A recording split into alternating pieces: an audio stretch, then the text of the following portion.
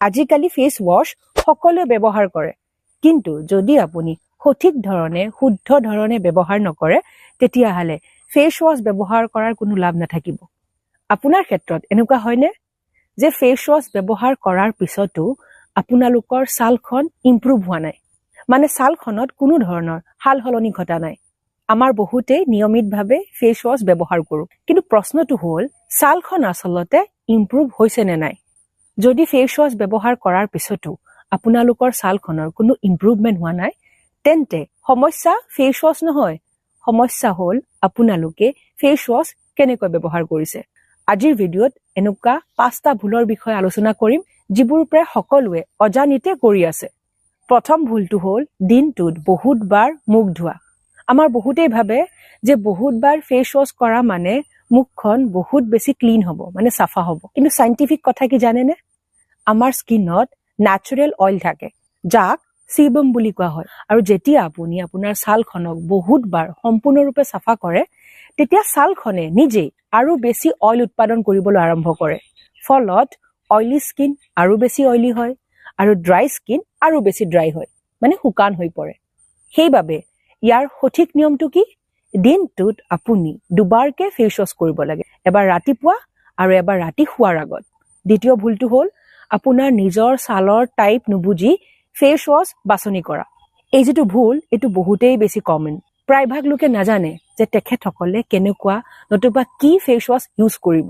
Dry স্কিনৰ মানুহসকলে foam based strong face wash ব্যৱহাৰ কৰে আৰু অইলি স্কিনৰ লোকসকলে খুব জেণ্টেল, খুব মৃদু ক্লিনজাৰ ব্যৱহাৰ কৰে। আৰু এই যিটো মিছমেচ, মানে এই যিটো অমিল, সেইটোৰ কাৰণে কোনো লাভ নাপায় আপোনালোকে। আচলতে ইয়াৰ যিটো ৰুল সেয়া বহুতেই বেছি চিম্পল।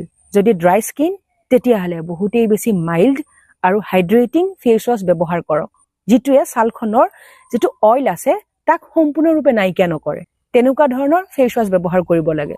আৰু যদি আপোনাৰ ছালখন অইলি তেতিয়াহ'লে অইল কণ্ট্ৰল কৰা কিন্তু বহুত বেছি হাৰ্শ, মানে বহুত যাতে তীব্ৰ নহয় তেনেকুৱা ধৰণৰ ফেচ ৱাশ ব্যৱহাৰ কৰিব লাগে। তৃতীয় ভুলটো হ'ল মুখ ধোৱাৰ আগত হাত নোধোৱা। এইটো শুনিবলে খুব এটা সৰু কথা যেন লাগিছে, নহয় জানো? কিন্তু ইয়াৰ যিটো ইফেক্ট সেইটো বহুতেই বেছি ডাঙৰ। আপোনাৰ হাতত যিমান ডাৰ্ট, অইল, বেক্টেৰিয়া থাকে, মানে আপোনাৰ হাত দুখন লেতেৰা, সেই হাতেৰে আপুনি মুখখন ধুইছে, তেতিয়া কি হ'ব? আপোনাৰ হাতৰ সেই যিমানবোৰ লেতেৰা বস্তু আছে সেয়া আপুনি মুখৰ ছালখনত স্প্ৰেড কৰি দিয়ে। মানে আপুনি আপোনাৰ মুখৰ ছালখন বেছি চাফা কৰা নাই, বৰঞ্চ লেতেৰাহে কৰিছে। আৰু ইয়াৰ সলিউশ্যন কি? মুখখন ধোৱাৰ আগতে সদায় হাত দুখন চাফা কৰিব লাগে। প্ৰথমতে হাত দুখন ধুৱক, তাৰ পিছত আপোনাৰ মুখত ফেচ ৱাশ ব্যৱহাৰ কৰক। চতুৰ্থ ভুলটো হ'ল ফেচ ৱাশ ব্যৱহাৰ কৰোঁতে খুব জোৰে জোৰে ঘঁহা।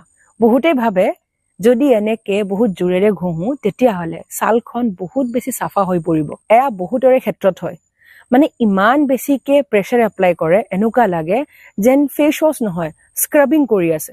কিন্তু ৰিয়ালিটি কি? মুখৰ ছালখন বহুতেই বেছি চেনচিটিভ, মানে বহুতেই বেছি সংবেদনশীল।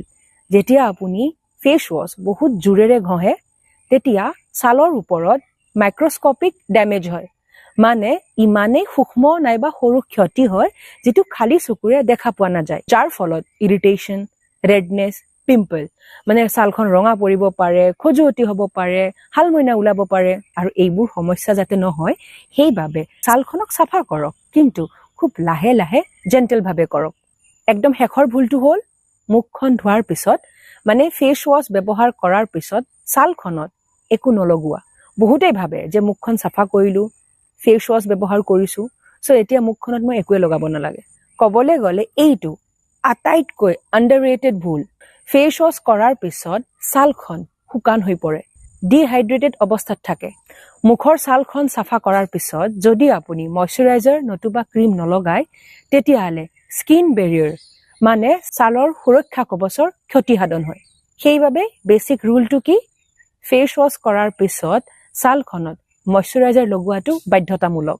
ছালখনক কেৱল চাফা কৰি ৰাখিলেই নহ'ব, চাফা কৰাৰ পিছত আপুনি কি ব্যৱহাৰ কৰিছে, toner, serum, moisturiser, then sunscreen lotion, সেয়া বহুতেই বেছি ইম্পৰ্টেণ্ট। যদি আপোনালোকে ইমান কেইবিধ বস্তু লগাব সময় নাপায় নতুবা ইমান টকা খৰচ কৰিব নিবিচাৰে তেতিয়াহ'লে আপোনালোকে ফেচ ৱাছৰ পিছত মইশ্চাৰাইজাৰ লগাওক, আৰু যেতিয়া বাহিৰলৈ ওলাই যায়, ৰ'দত ওলাই যায়, তাৰ আগত ছানস্ক্ৰীন লোচন লগাব। ছানস্ক্ৰীন লোচন লগাইহে বাহিৰত ওলাব লাগে। এতিয়া আপুনি কওক, এই ভুলবোৰৰ ভিতৰত আপুনি কোনটো ভুল কৰি আছিল?